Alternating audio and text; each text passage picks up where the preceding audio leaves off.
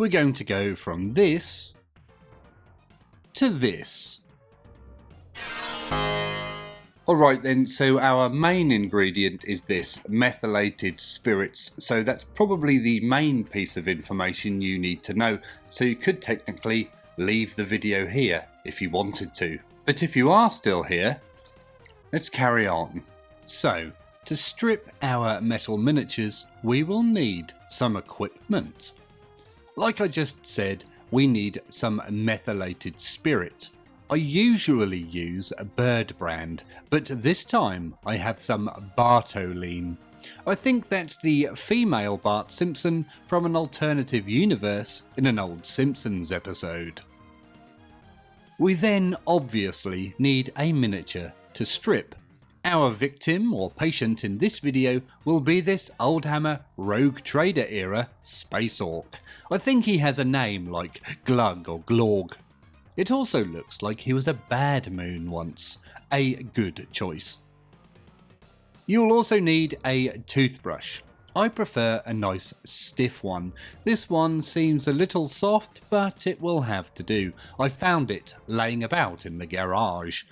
I'm not sure who it belonged to, but I guess we might find out one day, but hopefully not today. Now, one thing I would advise against is using your wife's toothbrush for stripping your miniatures. They don't normally appreciate it. You're also going to need some gloves, as Meths doesn't feel nice on your bare skin. I always recommend a bigger pair of gloves rather than small, as when loose they are easier to take on and off. I think the correct term is don and doff. Do they have a bungalow?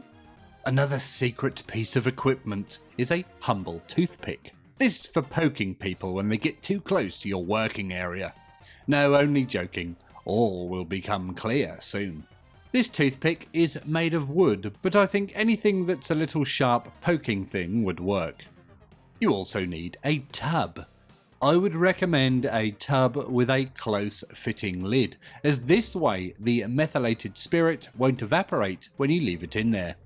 Also, it stinks to high heaven, and nobody wants their family moaning about the smell of their hobby room. The tub I'm using is some sort of food container from Sainsbury's. I'm a Sainsbury's shopper now, you know. This one has been used to store some sort of food previously, but has since been washed. You can always get a whiff of the previous load by sniffing it. My old curry tub was the worst. Smells okay. Normally it smells weird. This time it's pretty good. We then tip the methylated spirit into the tub. Don't overfill it. I like to go up to around the halfway point, just enough to submerge a miniature. You could probably get a squad of around 10 in here, and oh dear, we've made a mess by spilling it. Now this stuff is weird and it's sort of thin and spills really easily. I think it's got something to do with surface tension or something like that. A chemist may know why, I don't. But if there are any chemists here in the chat and want to jump in and let us know why in the comments below, then please do so and let us all know. You can see here where it's soaked into my nice white table cover. I don't want it melting what's underneath, so we have a neat trick to fix this in a very quick manner. The hairdryer. Watch this.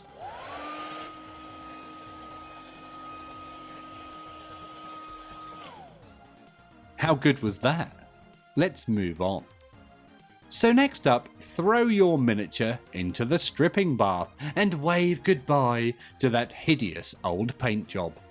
Goodbye, poorly painted Bad Moon scheme. You can see here the miniature is completely submerged in the methylated spirit. Sometimes you can even see the magic happen as the paint will start flaking or melting off pretty fast. Anyway, pop the lid on and leave it a while. Overnight is always best, but 10 minutes has been known to work. Now I always recommend leaving your miniatures in that tub overnight. That way the chemicals will do the job for you and worm their way into all those crevices. It's easier than using the old elbow grease, you know. I think the term is patience. We don't want to just be pushing this project along and wearing our elbows out, do we?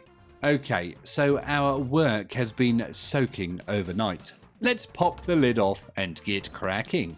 I know you've all been looking forward to this part. Now looking at it, it seems not a lot has fallen off the miniature without work. That's pretty normal. You can also put this in an ultrasonic cleaner to get it to work even faster, you know, or so they say. So now it's the time to break out the gloves.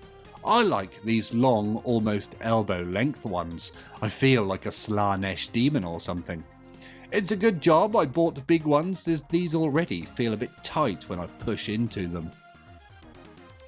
We now pick up the miniature and give it a good scrubbing with the toothbrush. I like to vary my strokes from back and forth to a sort of rotating motion. If you're feeling a little flush with cash, you could buy an electric toothbrush just for this. But make sure you keep it clearly marked though. Now I think I might have to invest in an ultrasonic cleaner and maybe an electronic paintbrush, an electric toothbrush just for stripping paint off miniatures. Would you like to see if they help the process along at all? I'm quite interested to find out now. If you do, let us all know in the comments below. Now the sort of electric toothbrush I would use is one like this. Here's mine, hold on. Marvellous, I do love these vibrating implements. Now the interesting thing about this one is when you look at the side here, it says, if you're enjoying this video then please consider liking it and subscribing to the channel. That means you, Gerald. If you are enjoying the content here on the channel then please consider joining the Patreon, the link to which is in the description below, or up here somewhere. There's almost always a couple of stubborn bits of paint that do not want to come off. Here's where that poking stick comes in.